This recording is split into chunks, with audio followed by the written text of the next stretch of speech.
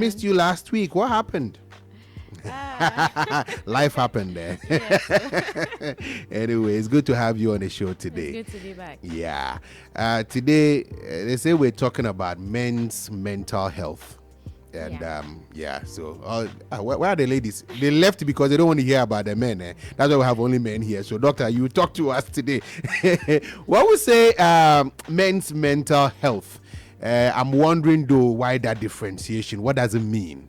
Okay, so it's because there are certain issues that are peculiar to men. Okay. Yes, so we separate them like among different groups of people. Yeah, but generally, mental health is a state of well-being where the person is able to cope with the stresses of life, is able to realize their abilities and capabilities, they're able to learn, they're able to work, and they're able to contribute to the society or their communities. Okay. So with men's mental health, we are expecting men to be able to manage their emotions.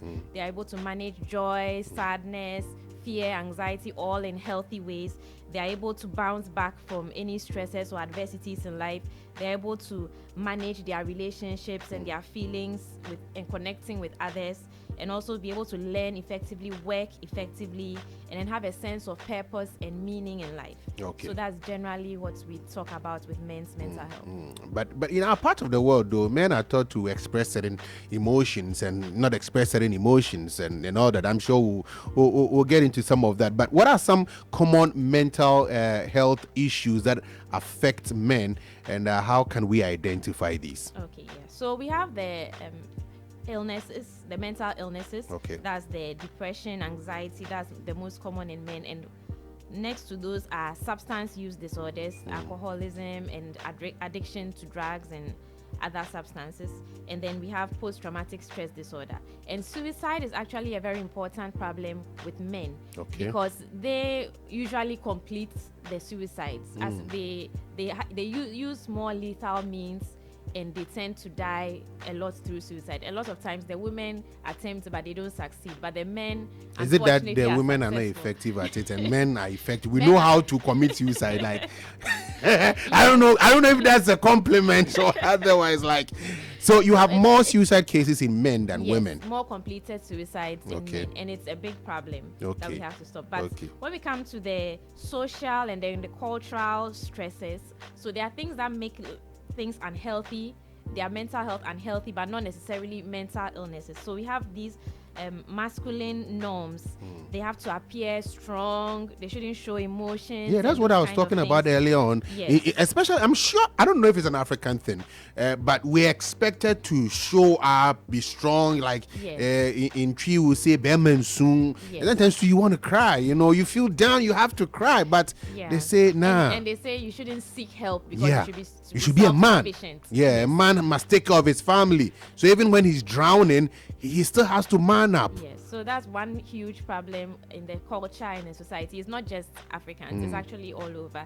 Men tend to have a lot of burden on them, and they feel if they are not strong, then they can't take care of things, and they feel they have to appear strong at all times. But you don't have to appear strong at all times.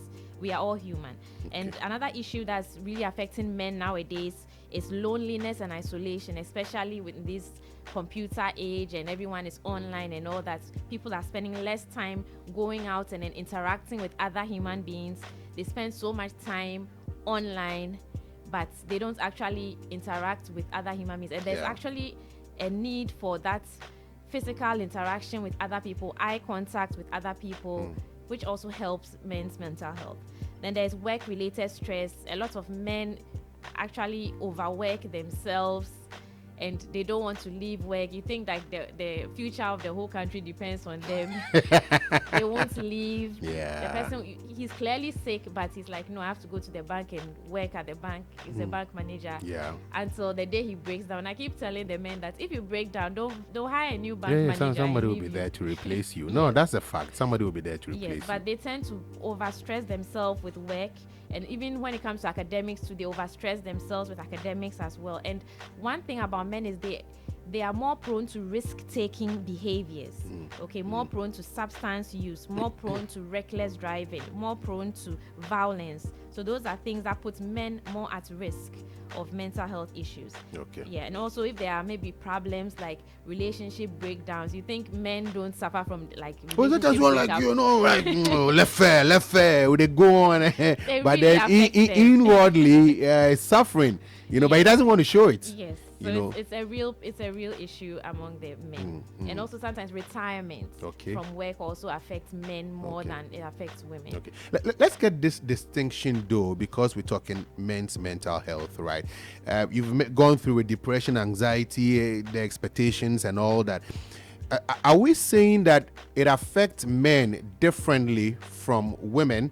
Or is it a reaction of men to these challenges that makes it different from so it's the women? Combination. It's a combination of the societal expectations that they have, and then the way which they express themselves, and then the way in which they respond. So men tend to respond in certain ways different from the way women respond. So men are more like physical, and women are more emotional. So women tend to more express their emotions more. Men would rather. And in expressing it, you are dealing with it. Yes. But if you're not expressing it, then you're not dealing with it. So it will have a negative effect on you. Yes, it's part of the problem. Okay. How does one prioritize his mental health as a man? Yes. Okay. So the first and most important thing is to practice self-care. And by self-care, I mean maintain healthy body, eat well, exercise, get enough rest and sleep, stop staying up all night. Sometimes they are partying, sometimes they are working on projects and all that. Get enough sleep. It's very, very important for your mental health. Also, you have to have a good support network. You have to connect with family and friends. You are not a one-man show that you can do everything by yourself. Always connect. If you don't have, you can join groups. If it's a church group or any religious group or the Rotary Club, just join a group of people and work together. Get involved in an activity. Yes, in something that is outside your personal benefits. Yeah. Yes, it's also very important. Set boundaries. That's very, very important. You have to learn to say no. Okay, when people want to take so much of your work time, when people want to bill you, when the ladies want to bill you, you don't have it. Tell them no. I can't do that. If I don't try to be a man, and then we need to cry. So man, that one I have to chip it in. It's for the young guys. I sometimes say no to the girls. It's very important. And also you have to reduce the boundaries, reduce screen time, reduce exposure to negative news. A lot of times we keep watching a lot of these news items, and you are looking plane crash here, people dying here, starvation here, war there, and all those things. When you fill yourself with so much of the bad things, it causes stress and anxiety within you. So you might want to keep up with current affairs and all that, but watch some comedies. I'll tell you this, and I probably have said it here a couple of times because I have a first-hand experience of it when COVID happened, right? And every time we were on CNN watching people dying and all that, media, I realized it from the very beginning, this is not going to help me because the news kept changing. I mean, like in terms of the what is causing it and how you can prevent it kept changing. So I stopped watching. My wife, every time she's sitting there watching CNN, she started having bad dreams. She's dreaming about people. I was like, stop watching this. It's not helping you. So that I have a first-hand experience that you can't occupy your space with just negative news. So that people, they don't watch movies, they don't enjoy comedy, they don't enjoy music. Every time you are serious with news of Ukraine war. So you have to just expose yourself to other things. Get other hobbies, learn a new skill. You can learn a new language or learn how to do something different aside your normal everyday activities. Practice gratitude. So don't always just look at the negative, but look at the positive. What are you grateful for? What is a good thing that you can admire and appreciate? You can go out in nature, enjoy the views and those kind of things. Just refresh your mind. And then one important thing is avoid substance use. It's very, very important. I keep telling a lot of people that you don't manage your negative feelings with substances. You have to manage it with productive behaviors. Because if you want to use alcohol to control your stress or control your sadness and all those things, it would only make things worse eventually, because their body will get used to the alcohol and it will only crave more and more of the alcohol. So that brief relief that we get or forget about our problems by drowning ourselves in alcohol, you're saying that it's an illusion. Okay. It's an illusion. It will just make it wait for you, and you wake up to meet the problem again, and the problem will never probably go be away. worse than before. So you have to try and face the issues in a constructive way, rather than seeking substances and drugs to try and then bring down the negative feelings. Substances don't bring down feelings, they only cover them for a period. Okay. All right. And seek professional help if you are having these issues and you feel you can't, even if you are not sure whether you need professional help or not. Just see a counselor. Talk to somebody. Talk to someone, a professional who knows how to handle these things. Don't go and talk to some uncle who is already very harsh and then he will insult you. No, you have to know who to talk to. Yeah. And talking about seeking professional help, medical help, let's look at therapy. What therapy approaches are effective for men's mental health issues? Okay.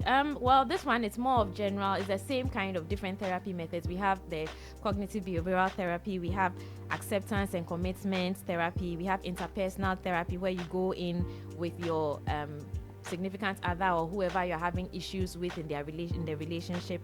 We have trauma focused therapies.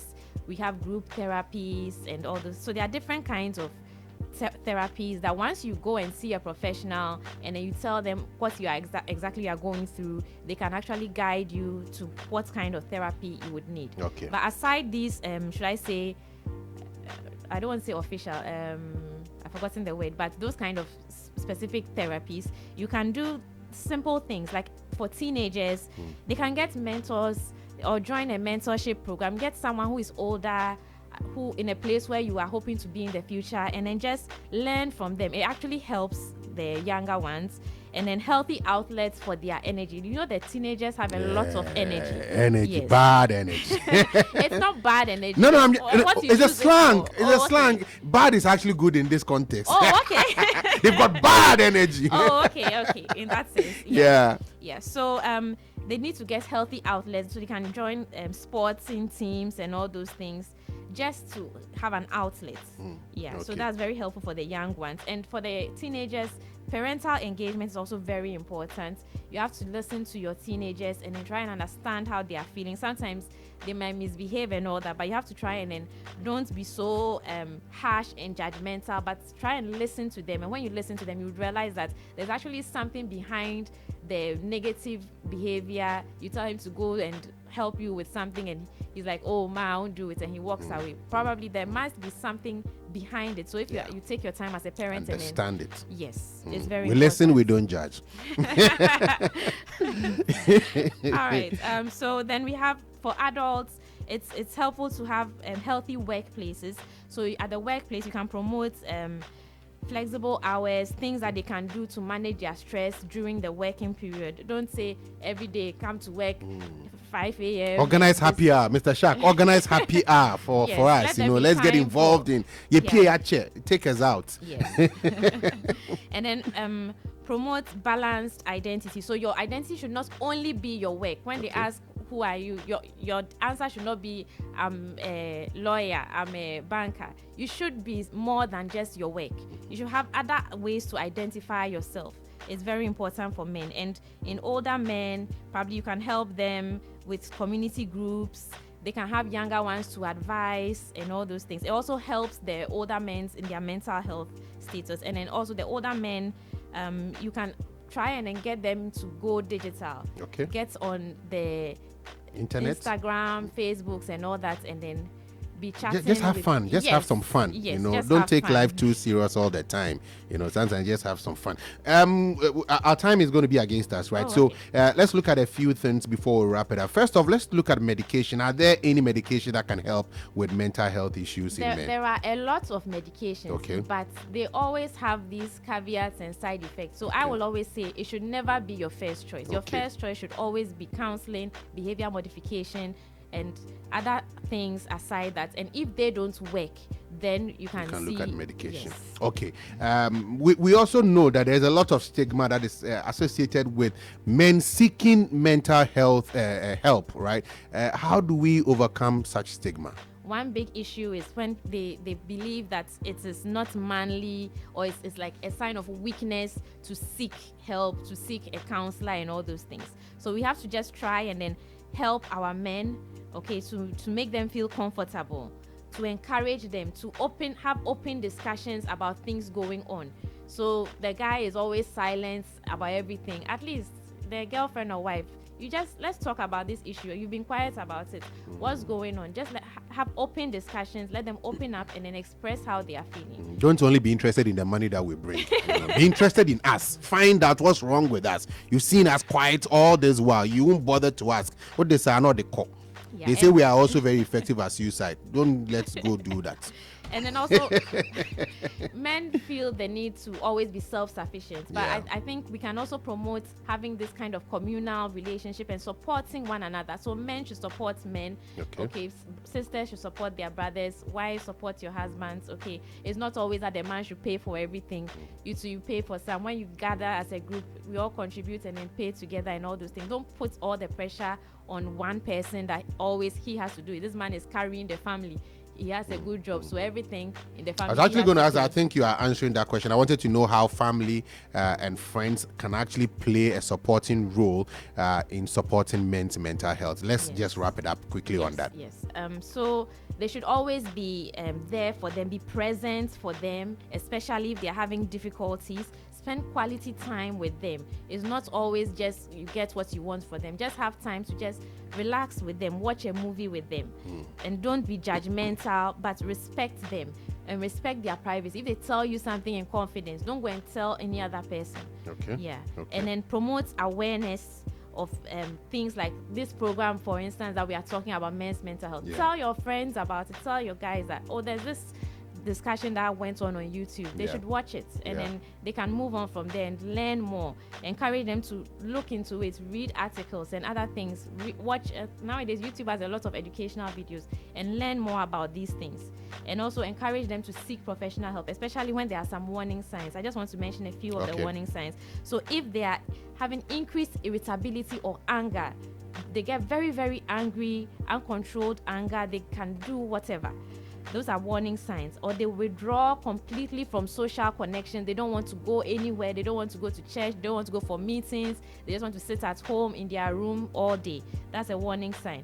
When their sleep and appetite changes, so you realize that now the person is sleeping like 10 hours in a day, when at first he didn't used to do that, or now the person's not sleeping even at all, or he's not even eating, he's refusing to eat every time he's not hungry. Those are warning signs that there's probably a mental health issue going on. Okay. And also emotional numbness and lack of motivation. They don't feel like doing anything at all, and things happen that should make them happy. They don't even smile. They're like, okay, and then they just move on. Yeah. So when you notice those kinds of signs in your friends and your family members, you should know that that's a sign, a warning sign that there's something going on mentally, and at least they should get some counseling from a professional. Okay, those are some practical lessons. Thank you very much. Dr. Emefa Dzide from the Wejagba Municipal Hospital, joining us every Wednesday, 2:45 on our Hello Doc segment. Thank you for coming through. Thank you. And we'll put some of the things that you've talked about in practice. We'll try to we should form a men's club here. Mr. Shak, what do you think? We should form a men's club here, and we talk about ourselves, support ourselves to grow and all that. Thank you very much for coming on. That was Dr. Emefa Dzide on our Hello Doc segment here on The Drive.